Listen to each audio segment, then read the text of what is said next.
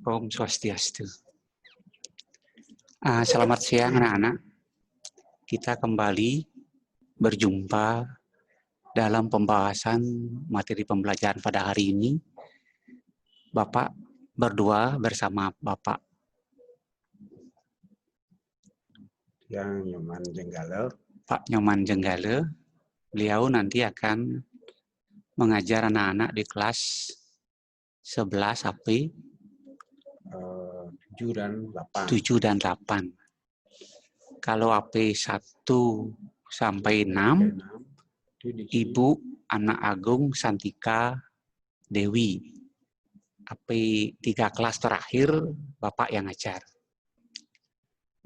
Untuk materi pelajaran hak asasi manusia, pada minggu-minggu yang lalu Bapak memberikan perbandingan tentang pengetahuan HAM yang ada di berbagai sumber, itu Bapak rangkum seperti kemarin. Nah, untuk hari ini kita masih lagi 1 hari untuk membahas tentang HAM tersebut. Pada hari ini Bapak ambil dari buku LKS anak-anak. Itu hampir sama dengan yang di LKS. Nanti tinggal kita di dalam pembahasnya itu untuk memperdalam saja. Dan secara normatif itu sudah semua ada di dalam LKS kita. Nah, untuk mempersingkat waktu, kita mulai saja. Ini tujuannya yang harus anak-anak pahami di dalam kita mempelajari hak asasi manusia dengan membaca buku paket, LKS, atau sumber yang lain yang relevan dengan materi. Anak-anak diharapkan nanti bisa memahami makna hak asasi manusia tersebut. Memahami substansi hak asasi manusia dalam Pancasila, ini yang paling penting, karena hak asasi manusia tersebut sejalan dengan Pancasila, lalu kita bagaimana memahami dalam kehidupan sebagai warga negara. Yang nomor 3, menyusun ataupun membuat daftar kasus-kasus pelanggaran hak asasi manusia di Indonesia. Nah, kemarin Bapak sudah bahas sedikit sepanjang sejarah manusia, pelanggaran itu tetap ada. Bagaimana di Indonesia? Itu maksudnya. Yang keempat, menjelaskan upaya penegakan HAM di Indonesia. Nah, untuk lebih jelasnya, di samping anak-anak sudah mendapatkan buku LKS, panduannya, kita kembali mempertegas saja hari ini. Ini ya, pengertian hak asasi manusia. Kemarin juga Bapak sudah singgung banyak. Ini ya, banyak ahli di dunia ini yang memberi batasan, itu tergantung dari sudut pandangnya. Dari mana dia melihat akan membuat teori hal yang mungkin berbeda dengan ahli yang lain. Nah, kalau kita di Indonesia, ini negara kita yang sudah mengatur tentang hak asasi manusia, ada keseragaman bagi kita sekarang di dalam memahami hak asasi manusia tersebut. Nah, adapun yang diatur di dalam undang-undang yang khusus mengatur hak asasi manusia di negara kita adalah Undang-Undang Nomor 39 tahun 99. Itu di dalam salah satu pasal disebutkan, jelasnya pasal 1 ya, pasal 1 disebutkan hak asasi manusia adalah seperangkat hak yang melekat pada hakikat dan keberadaan manusia sebagai makhluk Tuhan yang Maha Esa dan merupakan anugerah Tuhan yang wajib dihormati, dijunjung tinggi, dan dilindungi oleh negara.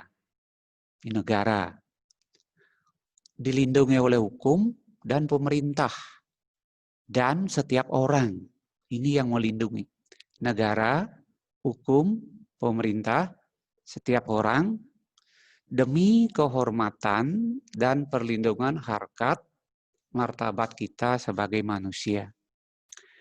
Nah, dari definisi ini jelas sekali bagi kita bahwa hak asasi manusia itu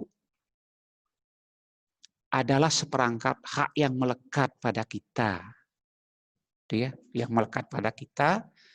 Kalau sudah demikian berarti kita dengan orang lain, bapak dengan anak-anak, dengan orang tua di rumah, dengan siapapun manusia di dunia ini sama, memiliki yang disebut dengan hak asasi manusia tersebut. Secara umum, itu ya, secara sederhana, Anda bisa lihat, secara sangat sederhana, yang sangat global ini diketahui oleh manusia seperti ini, seperti ini.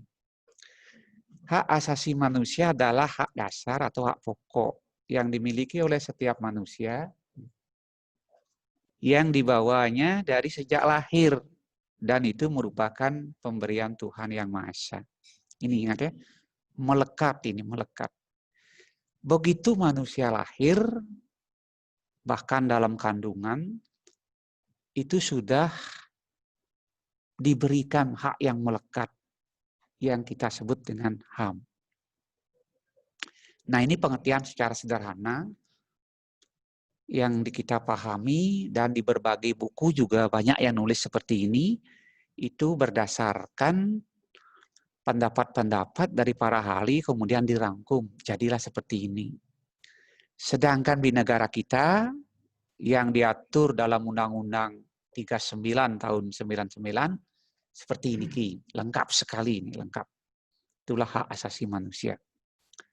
Bapak mohon anak-anak sudah mengerti sekarang apa itu hak asasi manusia. Di dalam buku anak juga ada itu. Nah, kita lanjut. Nih. Dalam piagam hak asasi manusia di dunia, ya, bukan saja Indonesia, bukan saja negara-negara di dunia, PBB pun mengakui hak asasi manusia tersebut. PBB menulis dalam sebuah dokumen bersejarah, ya, yang memuat tentang hak asasi manusia tersebut. Nah, di sini Bapak tulis, dalam piagam hak asasi manusia sedunia yang dikenal dengan nama The Universal Declaration of Human Rights, ini merupakan pernyataan piagam deklarasi kita semua di dunia, negara-negara semua di dunia yang mengakui hak asasi manusia tersebut. Ya, ditulis di dalam piagam PBB. Ini ditulis dalam piagam PBB, disebutkan ini ya. Di dalam piagam PBB itu ini yang anak-anak bisa baca, pernyataan HAM sedunia. Hak asasi manusia adalah hak dasar yang melekat pada diri manusia secara kodrat. Ya, kodrat. Artinya kita bawa dari sejak lahir, bahkan dalam kandungan. Secara kodrat, manusia sudah memiliki hak asasi manusia. Ini universal, berlaku dimanapun. Semua orang di dunia yang dilahirkan sebagai manusia, dia punya hak asasi manusia tersebut. Abadi, akan melekat sampai dia mati, gitu ya, sepanjang hayat hidupnya. Nah, hak-hak ini adalah pemberian Tuhan Yang Maha Esa, diberikan merata kepada kita semua yang dilahirkan sebagai manusia. Meliputi apa saja? Meliputi hak untuk hidup. Ya, kita sebagai manusia berhak untuk hidup. Hidup yang bebas, hidup yang layak. Ya, tidak ada seorang pun pingin mati besok, tidak ada. Semua pingin hidup sehat, hidup bahagia, hidup serba berkecukupan. Itulah yang disebut dengan hidup yang layak. Layak sebagai manusia. Kemudian hak berkeluarga. Ini ya, hak berkeluarga, anak-anak, bapak juga, kita semua di sini, semua punya keluarga. Itu hak kita. Keluarga, ya mungkin nanti Anda akan punya keluarga tersendiri. Setelah anak-anak menikah, pasti punya keluarga kecil. Gitu. Kemudian hak mengembangkan diri, mengembangkan potensi yang ada pada diri kita. Ya, pada diri setiap orang itu sudah ada potensi. Baik potensi yang positif, yang negatif, dan yang bagaimana, itu ada dalam diri kita. Tergantung sekarang kita sebagai manusia untuk mengolahnya, mengembangkan potensi diri agar kita menjadi manusia yang beradab, yang baik, yang maju.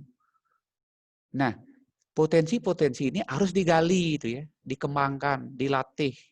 Makanya kamu di sekolah mendapat pelatihan-pelatihan tersebut. Nanti kamu mau milih SMK, itu kamu akan digali potensi kamu di bidang pariwisata. Nanti kamu akan menjadi orang yang profesional di sini. Digali potensi kamu. Makanya kamu suka masak, itu akan menjadi juru masak yang andal. Dan seterusnya. Hak keadilan, semua orang ingin diperlakukan adil. Ya, adil. Sesuai dengan aturannya. Adilan di sini bukan harus sama rata, bukan. Sesuai dengan kedudukannya dia itu ya. Umpamanya kalau Anda punya saudara 2, SD, SMP, dan anak SMK, tiap pagi orang tua kamu memberikan bekal, itu tidak harus 100.000 keduanya tidak. Ketiganya tidak harus 100.000. Walaupun sama itu bukan adil. Tergantung dari kebutuhan. Kalau anak SMK dikasih 100, yang SMP 50, yang SD mungkin 20. Itu adil. Tergantung dari kebutuhan. Kebutuhan kamu banyak, maka kamu harus mendapatkan yang lebih banyak. Hak kemerdekaan, ini kebebasan.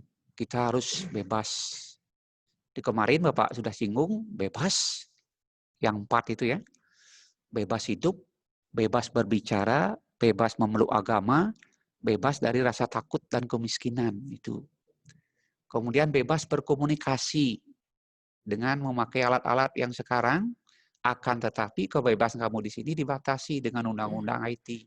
Tidak boleh kita mengajukan pendapat, berpendapat, atau membuat sesuatu pernyataan yang bisa membuat orang lain tersinggung. Tidak boleh. Hak keamanan, kita harus merasa aman dimanapun berada. Dan yang terakhir, hak kesejahteraan yang layak sebagai manusia. Nah, itulah HAM yang ada dalam PBB. Dalam piagam PBB yang terkenal dengan nama The Universal Declaration of Human Rights. Ini ya, pernyataan sejagat, sedunia tentang hak asasi manusia. Kita lanjut.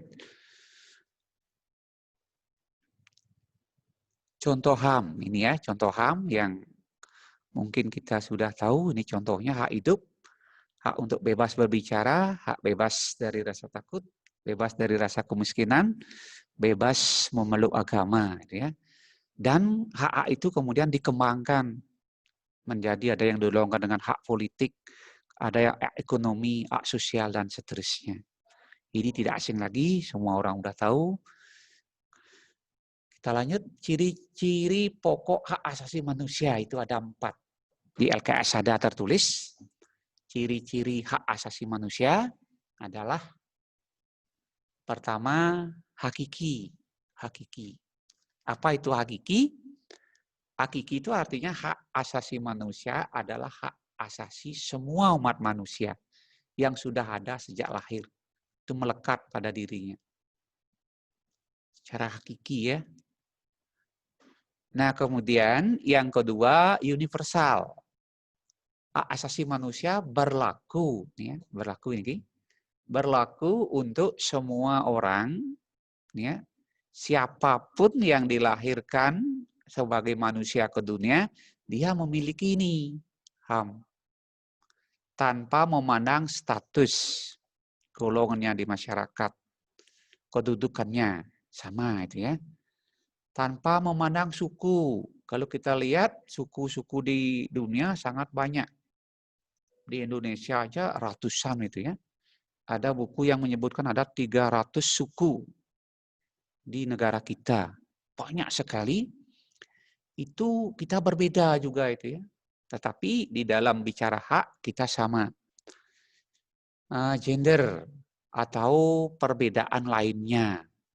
Bagaimanapun kita di dunia memiliki hak asasi tersebut karena itu bersifat bercirikan universal. Yang nomor 3, tidak dapat dicabut kecuali Tuhan yang mencabut ya. Karena hak itu pemberian Tuhan. Tidak dapat dicabut artinya hak asasi manusia itu tidak bisa dicabut atau diserahkan kepada orang lain. Tidak bisa itu ya. Hak itu sama itu ya, sama. Karena ini merupakan pemberian Tuhan. Nah, walaupun banyak terjadi pelanggaran-pelanggaran, walaupun banyak terjadi penyimpang-penyimpang dalam memperlakukan kita sebagai manusia oleh pejabat ataupun aparat, itu dia sudah melakukan pelanggaran. Orang manusia tidak bisa ya membagi hak, tidak bisa mencabut, tidak bisa karena bukan dia yang memberikan. Yang berikutnya tidak dapat dibagi, artinya semua orang berhak mendapatkan semua hak seperti hak politik. Semua orang berhak untuk mendapatkan semuanya gitu ya. Seperti hak politik. Hak politik itu adalah hak untuk bisa duduk dalam pemerintahan. Ya. Kalau di negara kita, mulai dari paling tinggi itu adalah presiden, kemudian lembaga-lembaga negara lain, seperti MPR, DPR, DPD, menteri, gubernur, dan jajarannya, bupati, dan seterusnya, semua orang berhak menduduki jabatan politik ini. Semua orang berhak. Nah, agar bisa kamu menjadi pejabat, berkuasa, itu ada syarat-syaratnya. Tidak harus tamat SMK nanti mau melamar jadi gubernur, sulit itu ya. Itu ada syarat-syaratnya. Dan tidak ada bukaan itu adalah melalui pemilihan. Anda harus terjun dulu ke politik, kalau mau yang demikian. Kemudian hak sipil, hak kita sebagai warga negara. Sebagai warga negara, apa hak kita, apa yang harus kita dapatkan. Nah, tadi sudah ada disinggung keamanan itu ya, ketertiban kita agar kita bisa merasa aman. Kemudian penyediaan bahan pokok yang harus kita dapatkan untuk kelangsungan hidup kita, itu hak kita di sini. Ada hak ekonomi, mengembangkan. Ini hak ekonomi, mengembangkan diri seperti tadi.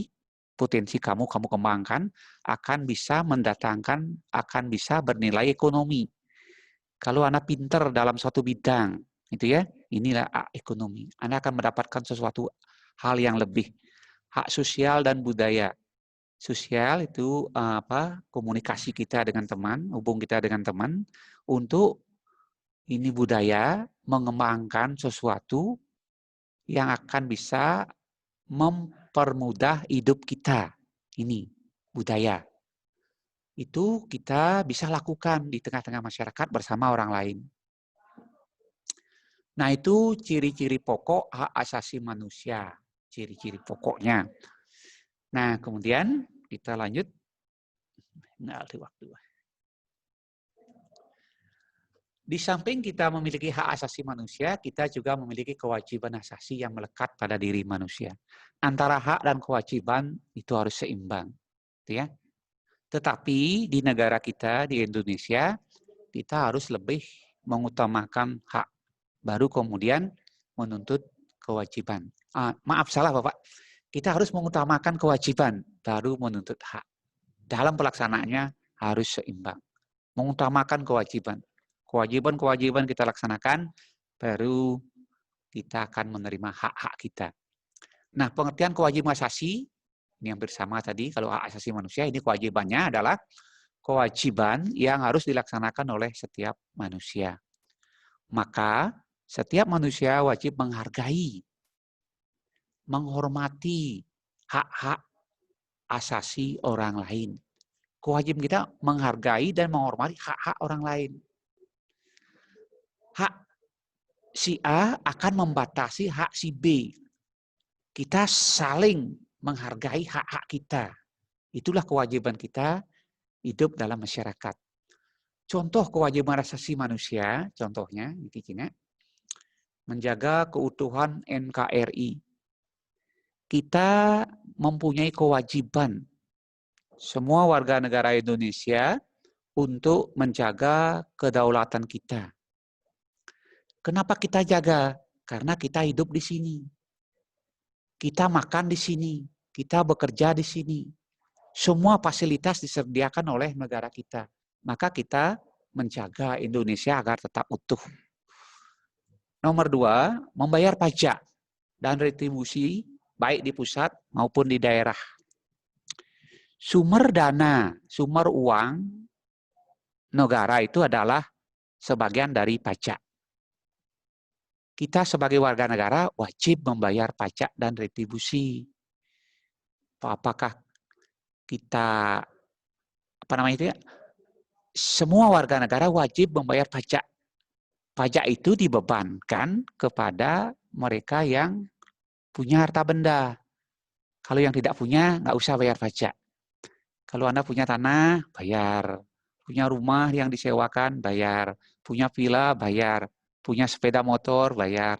Punya pokoknya harta benda yang menghasilkan atau yang bisa Anda pakai untuk kemudahan hidup, bayar.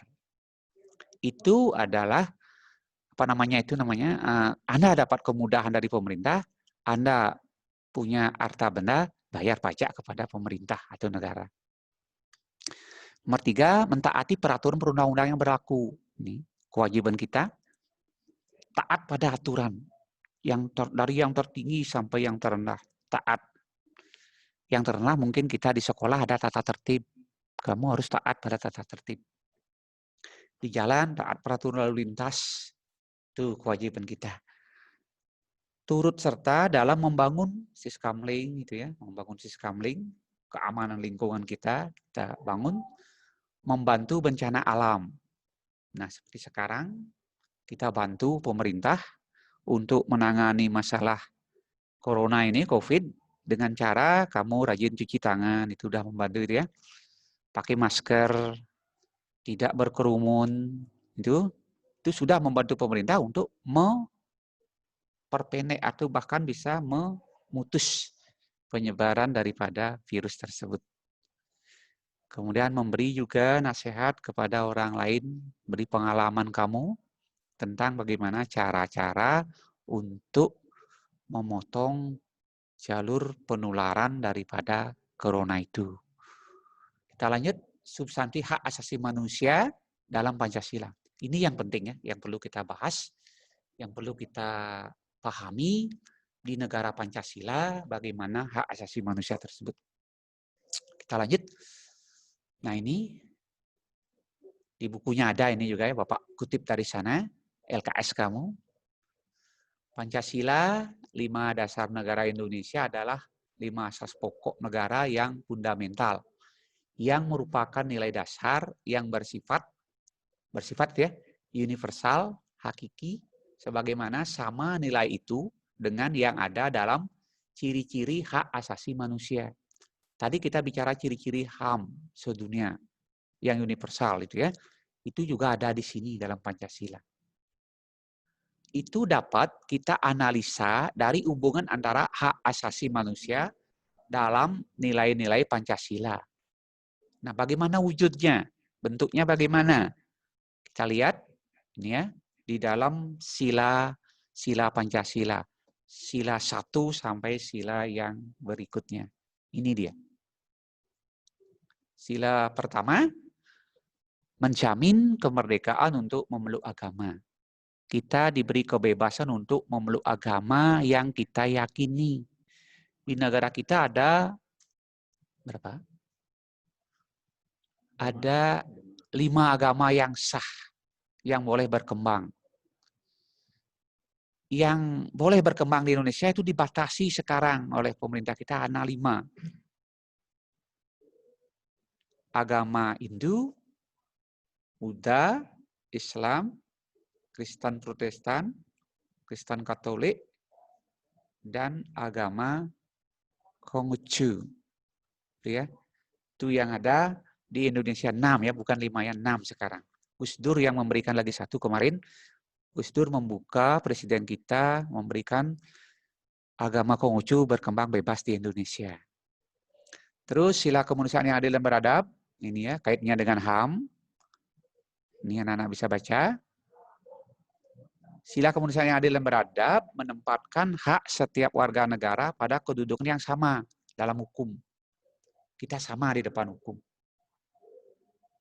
Tetapi di dalam hal penegakan hukum, teorinya kita sama.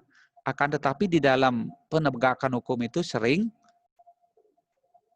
terjadi hal-hal yang tidak kita inginkan. Ada pelanggar-pelanggar juga dari aparat penegak hukum tersebut. Serta memiliki kewajiban dan hak-hak yang sama untuk mendapatkan jaminan dan perlindungan hukum. Nah, kita semua dapat perlindungan hukum. Kalau Anda tersangka umpamanya itu ya, Anda bisa melaporkan diri untuk minta perlindungan. Anda akan dilindungi. Anda sebagai saksi juga ada jaminannya. Itu ya, itu namanya jaminan perlindungan hukum. Terus kita lanjut sila ketiga ini, sila keempat, sekalian sila kelima. Anda bisa baca, kita mengejar waktu. Sila ketiga, persatuan. Indonesia mengamanatkan adanya unsur bersatu di antara warga negara. Walaupun kita berbeda-beda, kita harus bersatu dengan semangat rela berkorban, menempatkan kepentingan bangsa dan negara di atas kepentingan pribadi golongan. Hal ini sesuai dengan prinsip HAM, pergaulan manusia dalam persaudaraan. Nah, itulah HAM di dalam Pancasila sila ketiga. Semangat rela berkorban, menempatkan kepentingan bangsa dan negara di atas kepentingan pribadi itu golongan. Bagaimana semangat HAM di dalam sila keempat? Ini ya dicerminkan dalam kehidupan pemerintah bernegara, bermasyarakat yang demokratis, demokrasi. Menghargai hak setiap warga negara untuk bermusyawarah mufakat tanpa ada paksaan, tekanan maupun intervensi yang membelenggu hak-hak warga masyarakat. Di dalam sila 4 itu kita diberikan kebebasan berbicara, mengajukan pendapat apapun. Ya, itu harus kita manfaatkan di dalam kita menentukan sesuatu. Yang kelima, sila keadilan sosial bagi seluruh rakyat Indonesia, mengakui hak milik perorangan. Kalau Anda orang kaya itu diakui. Hak milik perorangan diakui. Kalau Anda mampu nanti beli villa, beli hotel, ya, beli mobil mewah itu diakui. Dilindungi pemanfaatannya oleh negara.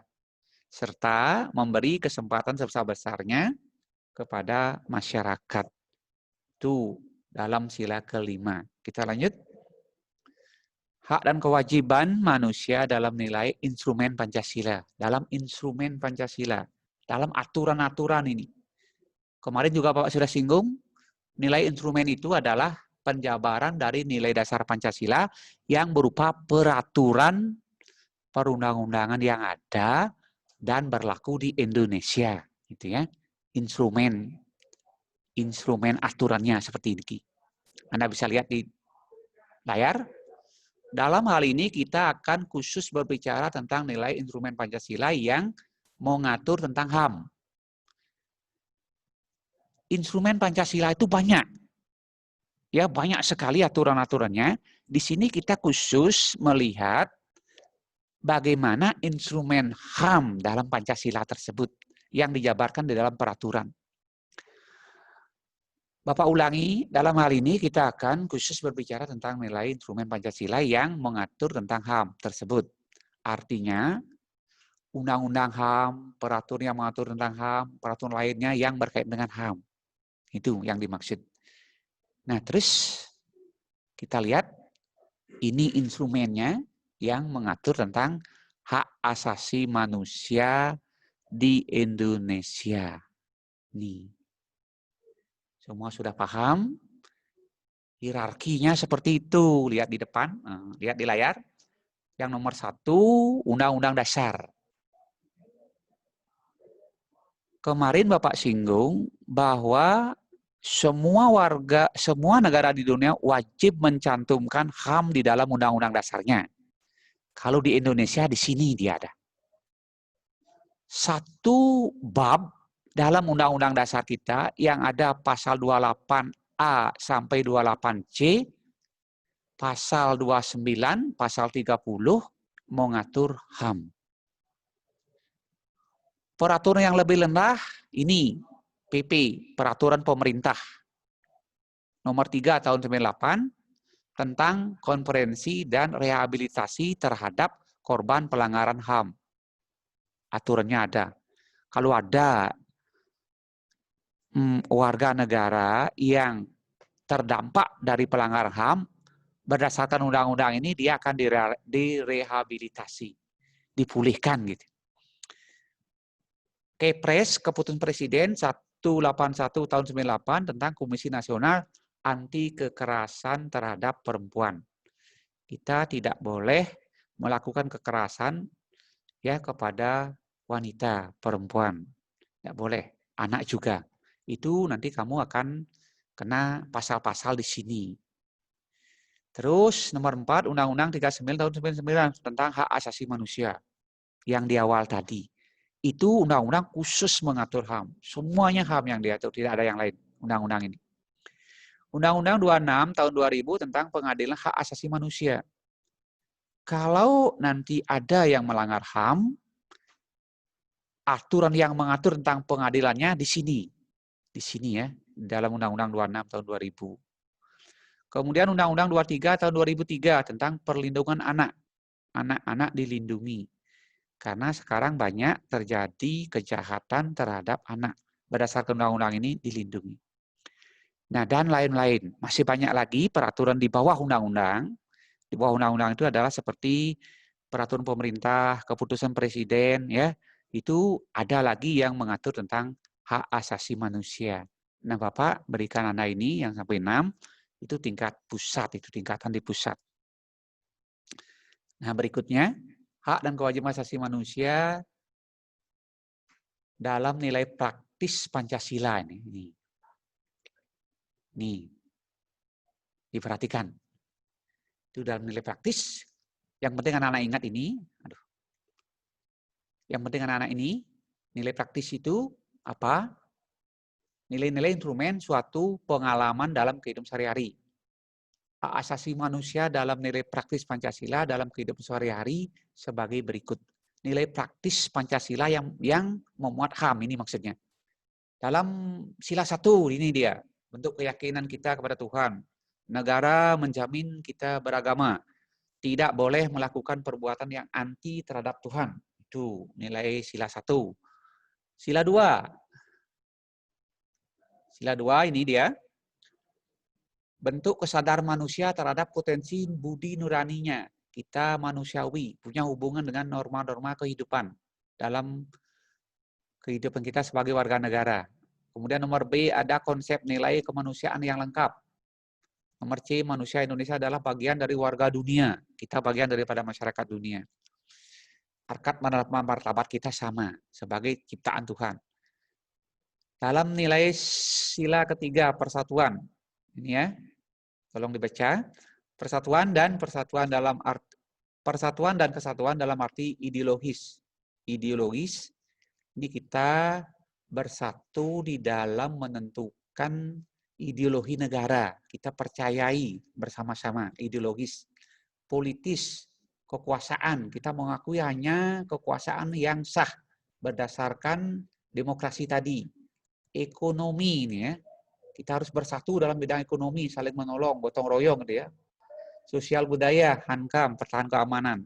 Kemudian nomor B, manifestasi paham kebangsaan yang memberi tempat bagi keragaman budaya dan etnis.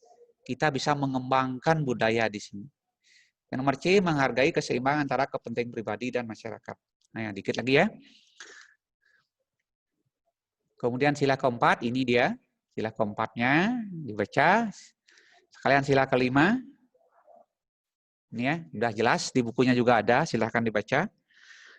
Kita lanjut, maaf agak cepat. Kasus pelanggaran HAM. Nah, ini kasus pelanggaran HAM di Indonesia. Pelanggaran HAM adalah setiap perbuatan seorang atau kelompok orang termasuk aparat negara ini ya, yang secara melawan hukum, menghalangi, mengurangi, membatasi, atau mencabut hak orang lain. Itu tidak boleh, atau kelompok orang tidak boleh. Itu diatur di dalam undang-undang. Undang-undang ini yang mengatur 26 tahun 2000 tentang pengadilan HAM. Ini definisi orang melanggar HAM. Kita lanjut. Faktor penyebab pelanggaran HAM itu ada dua, dari dalam, dari luar. Dari internal, eksternal. Yang dari dalam, seperti sikap egois, selalu mementingkan diri sendiri, penyalahgunaan kekuasaan, rendahnya pemahaman terhadap HAM, sikap tidak toleran. Kalau sudah demikian pasti kamu sering melanggar HAM. Faktor dari luar, penyalahgunaan teknologi. Itu melanggar HAM juga. Penyalahgunaan kekuasaan. Kesenjangan kehidupan sosial ekonomi yang cukup tinggi. Yang termasuk kasus pelanggaran HAM, ini ya, yang termasuk kasus pelanggaran HAM. Kalau ada ciri-ciri seperti ini termasuk pelanggaran HAM. Menghilangkan nyawa orang lain. Apakah dengan membunuh itu ya. Memperkosa, penculikan, penyiksaan, perbudakan, perdagangan orang, melanggar HAM.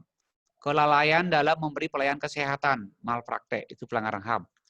Pencemaran lingkungan disengaja, itu juga melanggar HAM. Nah, kalau ada perbuatan-perbuatan yang berkaitan dengan ini, itu adalah pelanggaran HAM. Bisa dilaporkan. Kita lanjut.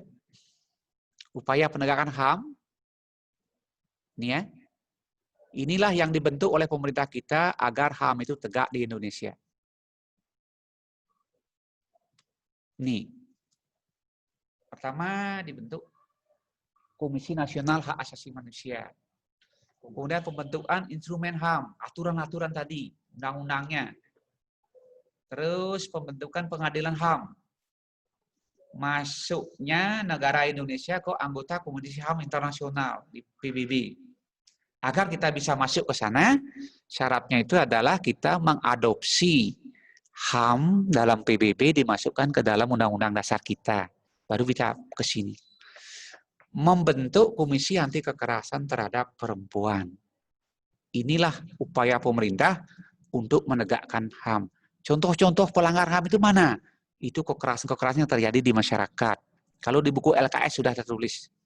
Itu pemberontakan-pemberontakan itu ya, atau kerusuhan-kerusuhan itu. Semuanya ada di buku. Kita lanjut dikit lagi. Berhubung waktu sudah habis, bahkan lebih, hanya segitu Bapak bisa sampaikan untuk pelajaran bab 1 tentang hak asasi manusia. Semoga ada sedikit bayangan dalam kita mempelajari hak asasi manusia. Untuk kesempurnaannya, anak-anak bisa baca LKS, bisa baca buku-buku sumber lain yang khusus mengatur HAM. Ya, anak-anak juga bisa bertanya.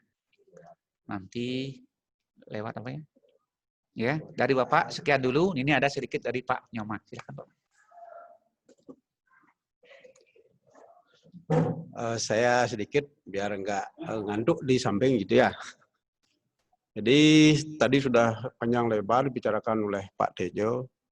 Jadi karena saya juga ada memegang 2 kelas untuk AP7 dan AP8 yang hadir. Halo. Ya.